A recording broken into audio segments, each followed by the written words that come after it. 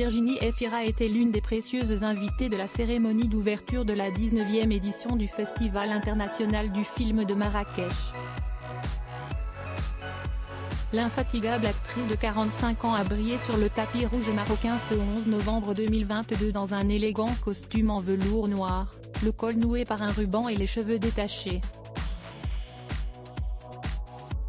Si elle a eu le plaisir de croiser beaucoup de personnalités avec lesquelles elle a collaboré comme Tahar Rahim, son partenaire dans Don Juan, ou encore la réalisatrice Rebecca Zlotowski qui l'a dirigée dans Les Enfants des autres, si est au bras de son amoureux qu'elle a posé devant les photographes. Le couple, habituellement très discret, a surpris en apparaissant côte à côté au festival de Marrakech, plus élégant que jamais. Ils font sensation sur le red carpet, comme ils avaient déjà pu le faire en 2019 à Cannes pour la projection de Sibylle dans lequel ils partagent la vedette. Son compagnon de 35 ans avait même volé à son secours pour lasser ses souliers qui n'arrêtaient pas de se défaire. Dans Libération en décembre 2021, la star s'était livrée sur son couple, évoquant leur coup de foudre.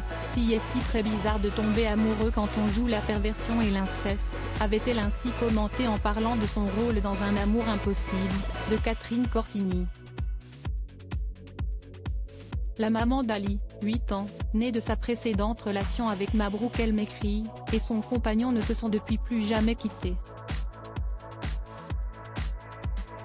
14 films et une seule étoile d'or. Le 19e Festival international de Marrakech, dont le jury est présidé par le réalisateur Paolo Sorrentino, a rendu un vibrant hommage rendu à l'acteur indien Ranveer Singh, et le fera aussi pour l'américain James Gray et l'actrice écossaise aux multiples facettes Tilda Swinton, qui avaient dirigé le jury du festival respectivement en 2018 et 2019. Pour son grand retour après la pause Covid-19, le festival se distingue par un large éventail d'invités dans le cadre de ses fameuses conversations avec notamment le maître iranien du suspense Asghar Farhadi, 2 fois oscarisé, Une séparation en 2011 et Le client en 2016, ou encore Jim Jarmusch, l'enfant chéri du cinéma indépendant américain.